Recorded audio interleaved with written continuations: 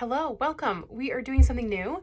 Welcome to the first episode of Ask Amanda Anything. So, this is going to be a little question and answer segment so that I can answer some of my most frequently asked questions. And I'm super excited to get going with this. So, today's video, we are talking all about references. So, we're going to talk about three different things today. I'm going to talk about the difference between a reference and a letter of recommendation. We're going to talk about the ideal people you should be asking to be a reference for you. And then we're going to talk about whether or not you should send in your references with the rest of your application, like at the beginning with the resume. So let's first talk about the difference between references and letters of recommendation. These are terms that are commonly confused with one another, mainly because maybe if you're job searching for the first time, you've recently come out of school and you're used to letters of recommendation because that's a school thing.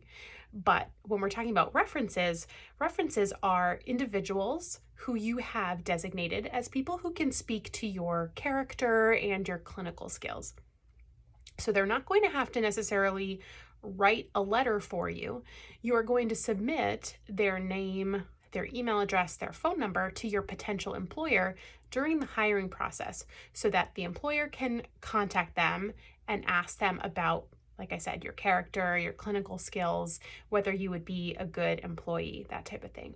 So they may be asked to write something, they may have a phone conversation with the potential employer, but in terms of what you're submitting when you're asked to submit your references, you're just sending a list of names, a list of 3 to 4 names. Now, a letter of recommendation would be used if you are applying to an academic program, and sometimes if you're applying to a nurse residency or some sort of new grad fellowship program, they may ask for letters of recommendation instead of references. So do pay attention to what the application requirements are for whatever you are applying to.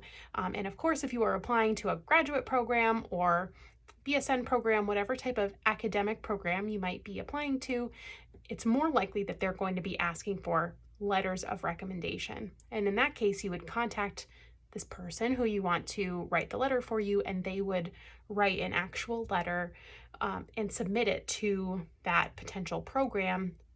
And that letter would endorse you as a strong candidate for that program. But 9 times out of 10, in the job search setting, you're going to be sending a list of 3 to 4 professional references.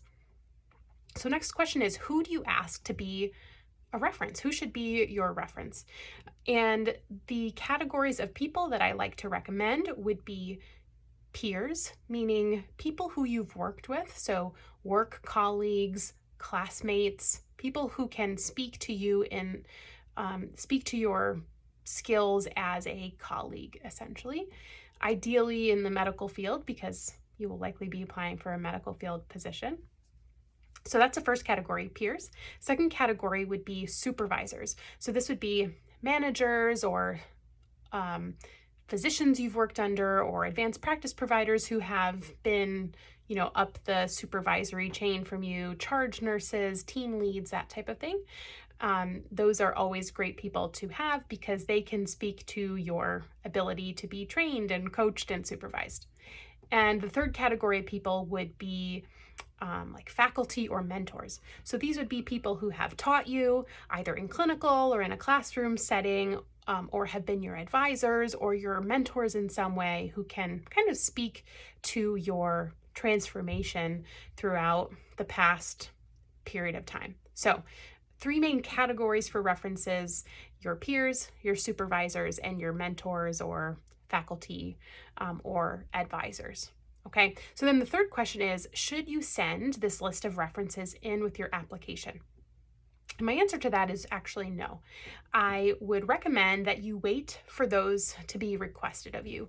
Usually the reference check process doesn't happen before you've even been contacted for the first time, and it doesn't usually happen before you've had an interview. Sometimes it does, but that's pretty rare. So I would wait until the employer asks and requests your references before providing them. Not that it would be harmful to provide them sooner, but we don't want to bombard the potential employer with information. We don't want to distract them from the task at hand, which is looking at your resume and your cover letter and calling you for an interview. That is priority number one from that first application point in time. Okay, so there might be some room on your resume if you're looking to fill some spots. Maybe you'll list your references like on the left-hand side or something. That's totally fine, but it's definitely not necessary. And you don't need to write at the bottom of your resume references available upon request.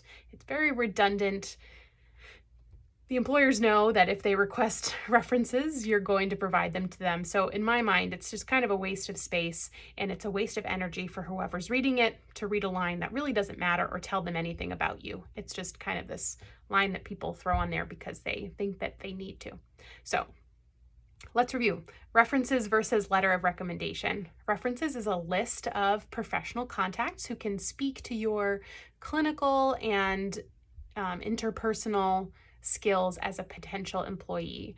And this is different from a letter of recommendation, which would be submitted to an academic program that would write about you as a strong candidate for a particular program. So references is just a list of names with contact information. And who should you choose for a reference?